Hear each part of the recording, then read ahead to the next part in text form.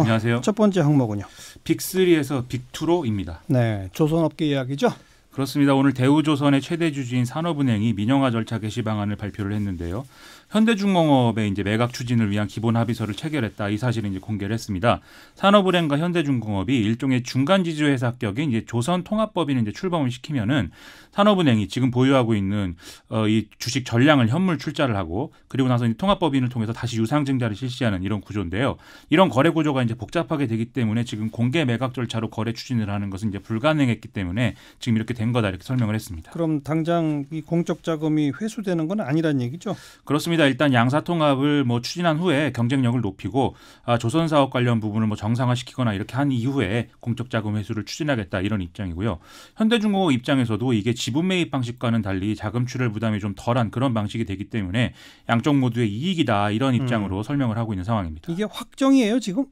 산업은행은 일단 기본 합의서고 이제 최종 확정된 계약서는 아니다 이렇게 설명을 하면서 빅3 중에 하나인 삼성중공업에도 의사를 타진해보고 그들이 더 좋은 조건을 제시를 하면 추가 협의를 할 것이다 이렇게 얘기를 하고 있는데요. 예. 그래서 일단 다음 달 28일까지 한 달 동안 검토 기간을 주기로 했고 삼성중공업이 결국 포기를 하게 되면 3월 8일에 현대중공업하고 본계약을 체결할 예정이다 이렇게 설명을 하고 있습니다. 네. 다만 전문가들은 지금 현대중공업 인수가 유력하지 않겠느냐 이렇게 보고 있습니다. 왜요? 그렇게 보는 이유는 뭐예요? 일단 이제 삼성중공업이 이른바 빅3 중에 실적이 가장 저조해서 그냥 인수에 나서기는 좀 어렵지 않겠느냐 이런 생각이 있는 것 같고요. 그다음에 대우조선에 또 강력한 노조가 있다는 상황 때문에 좀 인수를 꺼려하는 그런 상황이 아니겠느냐 이렇게 보는 시각도 있는 것 같습니다.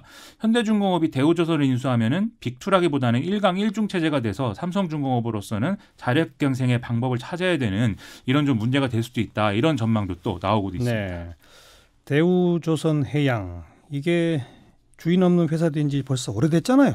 그렇죠. 이게 거의 19년째다 이렇게 예. 얘기를 하고 있는데요. 예. 지난 2000년에 대우그룹이 해체되면서 이제 산업은행이 최대 주주가 되는 그런 상황이 된 거죠. 이후에 2008년에 공개 매각을 추진을 했지만 당시에 우선 협상 대상자로 선정된 하나그룹이 인수자금 마련에 실패하면서 그때는 매각이 좀 무산됐었습니다.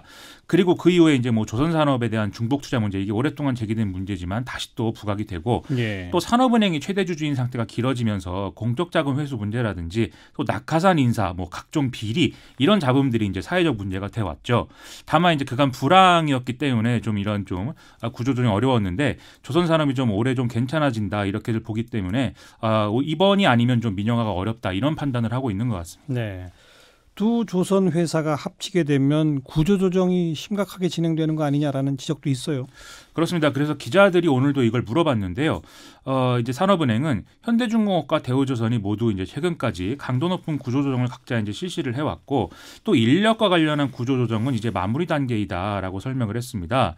그리고 대우조선과 현대중공업 모두 지금 상당한 수주 물량을 확보한 상태인데다가 양사가 그냥 합병을 그냥 하는 게 아니라 자회사로 이제 별도 지주회사에 동등하게 편입이 되는 것이라는 점에서 네. 지금 인위적 구조조정을 강행할 필요성은 낮다 이렇게도 설명을 했습니다.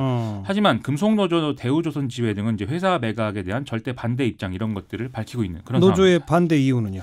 말씀하신 대로 동종사 매각은 서로 겹치는 부분에서 대규모 구조조정을 전제할 수밖에 없는 것이다. 그래서 노조가 참여한 상태에서 처음부터 다시 논의해야 된다. 이런 주장이고요.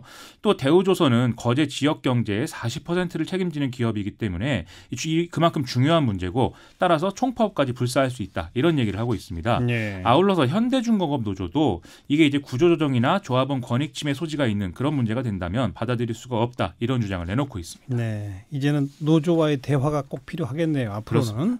시사비키 두 번째 항목은요. 로비스트와 언론의 공생관계입니다. 누구 얘기죠?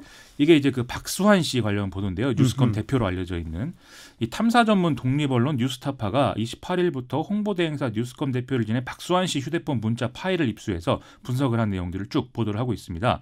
이 문자들이 언론과 기업의 유착 관계를 보여주고 있는데요. 어떤 내용인지 알아보겠습니다. 네, 박수환 씨가 처음 등장한 게 그것도 대우조선 해양하고 관련된 거 아니에요? 그렇죠.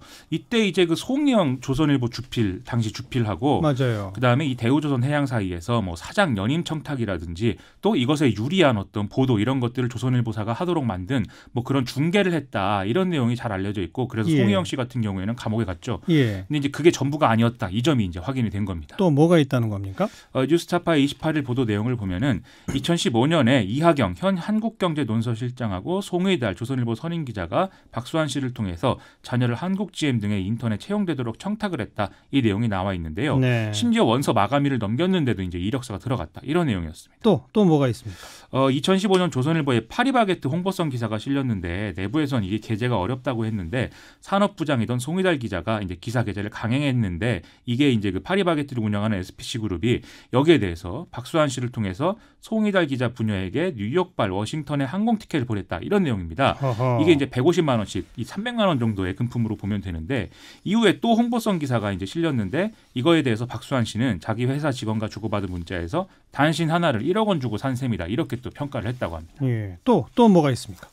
예, 강경희 조선비즈 디지털 편집국장의 경우에 2014년 박수환 씨로부터 에르메스 스카프를 전달받은 후에 고맙다 이런 단문을 보낸 사실도 드러났는데요. 네. 강경희 국장의 경우에는 뉴스타파에 박수환 씨로부터 2번 선물 받았는데 한 번은 돌려보냈다 이렇게 해명을 했다고 합니다. 또 이 비슷한 시기에 문화부장이던 박은주 조선일보 디지털 편집국 사회부장은 전시회 기사를 실어주고 전별금 명목의 금품을 받은 정황도 드러났는데요.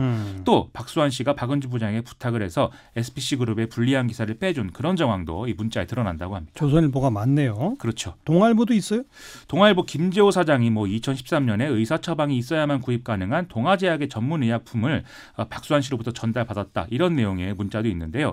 당시에 동아제약은 세무조사, 검찰 수사 이런 것들에 시달리고 있었는데 선물 전달 보름 뒤에 동아일보에 동아제약 사장 인터뷰 기사가 실렸다고 합니다. 네. 그리고 2014년에는 동아일보의 제너럴 일렉트릭의 홍보성 기획 기사가 4차례 실렸는데 두 사람이 주고 받은 문자를 보면은 이게 또 1억 원짜리 청탁 기사였다 이런 내용이 나온다고 그러고요. 지금 보도가 뉴스타파의 보도가 다 안 끝난 것 같고 좀 앞으로도 좀 있을 것 같아서 나름 이제 기대가 되는 그런 상황인데 이런 게 계속 나오니까 좀 언론을 믿을 수가 없고 그래서 가짜 뉴스도 기승을 부리는 게 아니냐 이런 여론들이 비등한 그런 상황입니다. 네. 더 뭐가 나올지 참 궁금하네요. 수고하셨어요. 고맙습니다. 김민아 기자였어요.